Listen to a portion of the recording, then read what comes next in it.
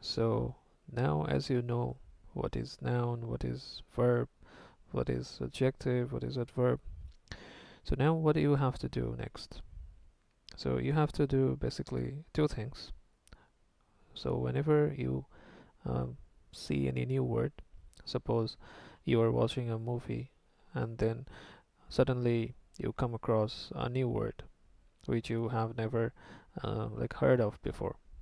So whenever you see this type of new word, first of all you need to find out that which word group that word actually belongs to. Is that any adjective? Is that verb? Or is that noun? Or what is that? In which group it belongs? So that you need to find out first. Secondly, you need to find out whether that word has any identical words in the other word groups or not. So what I exactly mean by that? For example, when we write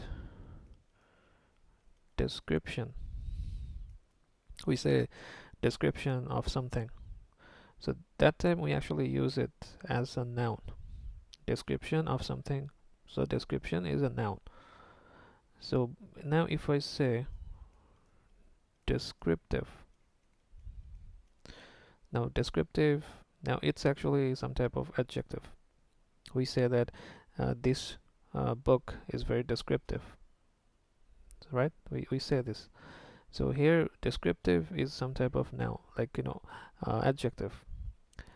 And when we say describe, sometimes we say that please describe this to me, or someone asks us this, can you please describe this thing again?